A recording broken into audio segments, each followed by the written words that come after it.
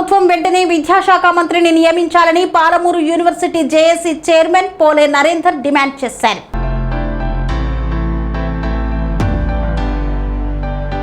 రాష్ట్రంలో వెంటనే విద్యాశాఖ మంత్రిని నియమించాలని పాలమూరు యూనివర్సిటీ జేఏసీ చైర్మన్ పోలే నరేందర్ కాంగ్రెస్ ప్రభుత్వాన్ని డిమాండ్ చేశారు. ఓయూ ఆర్ట్స్ కాలేజ్ వద్ద నిర్వహించిన సమావేశంలో పాలమూరు యూనివర్సిటీ జేఏసీ చైర్మన్ పోలే నరేందర్ మాట్లాడుతూ కాంగ్రెస్ ప్రభుత్వం అధికారంలోకి వచ్చి 2 ఏళ్లు దాటినా ఇప్పటికీ విద్యాశాఖ మంత్రిని నియమించకపోవడం బాధాకరమని విమర్శించారు. విద్యాశాఖను ముఖ్యమంత్రి తన వద్దనే ఉంచుకోవడంతో విద్యార్థులు, అధ్యాపకులు సమస్యలను ఎవరికి విన్నవించాలో తెలియని పరిస్థితి ఏర్పడిందన్నారు. గత ప్రభుత్వం మాదిరిగానే ప్రస్తుత ప్రభుత్వం కూడా విద్యారంగ సమస్యలను పూర్తిగా నిర్లక్ష్యం చేస్తోందని ఆరోపించారు. ఇప్పటికైనా ప్రభుత్వం స్పందించి విద్యాశాఖ మంత్రిని నియమించి విద్యారంగ సమస్యలను పరిష్కరించాలని డిమాండ్ చేశారు. లేకపోతే రాష్ట్ర వ్యాప్తంగా పెద్ద ఎత్తున ఆందోళనలు, నిరసనలు కార్యక్రమాలు చేపడతామని హెచ్చరించారు. నా పేరు Pole Narender, PUJAC chairman, Telangana student revolution రాష్ట్ర అధ్యక్షుడిని. ఈరోజు ఉస్మానియా యూనివర్సిటీ వేదికగా ఒక అంశం తెలంగాణ ప్రజల ముందుకు, తెలంగాణ విద్యార్థి నాయకత్వానికి ముందు నేను తీసుకురావడం జరుగుతుంది.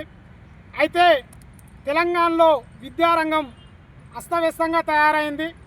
ఎందుకలా అయిందంటే ఇక్కడ ఆ యొక్క విద్యాశాఖకి ఒక మంత్రి లేడు.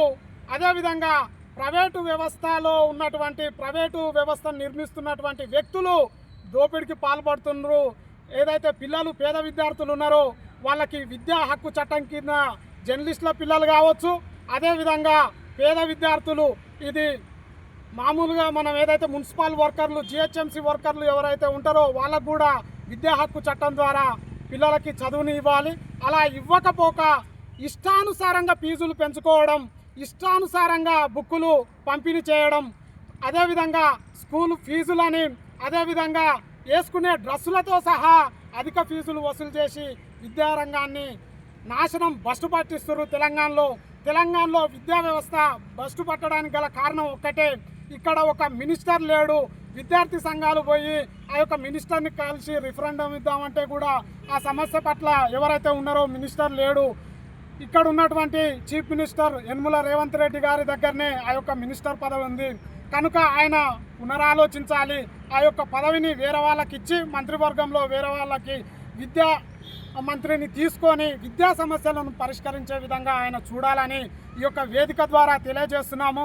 అదేవిధంగా ప్రైవేటు స్కూల్స్ ఏవైతే ఉన్నాయో వాళ్ళు ఈటెక్ను, అదేవిధంగా కాన్సెప్టు, అదేవిధంగా మోడల్ స్కూల్ అని వాళ్ళు చెప్పడం జరుగుతుంది. 5వ తరగతి చదివే పిల్లగాడు కూడా నీట్ ప్రిపరేషన్ అంటుర్రు, 3వ తరగతి చదివే పిల్లగాడు కూడా జేఈ మెయిన్స్ కొట్టిస్తామని అంటుర్రు. అంటే తెలంగాణలో జేఈ మెయిన్స్, నీట్ కానీ ఎప్పుడు స్టార్ట్ అవుతుంది? మామూలుగా విద్యాపరంగా మనం చూసుకుంటే ఒక విద్యార్థి 12వ తరగతి చదివితే ఆ చదువుతున్న క్రమంలో ఈ నీట్కి తర్వాత జేఈకి ప్రిపరేషన్ జరుగుతుంది. కాకపోతే తెలంగాణలో ప్రైవేటు వ్యవస్థ ఏ విధంగా తయారైందంటే 3వ తరగతి విద్యార్థికి, 5వ తరగతి విద్యార్థికి నీటు, జేఈ అని చెప్పి అధిక ఫీజులు వసూలు చేసి, ఇదే మా చట్టం, ఇట్లే మేము వసూలు చేస్తాం, మమ్మల్ని ప్రశ్నించేటోడే లేడు, మమ్మల్ని అడిగేటోడే లేడు అనే విధంగా వాళ్ళు తయారవుతున్నారు.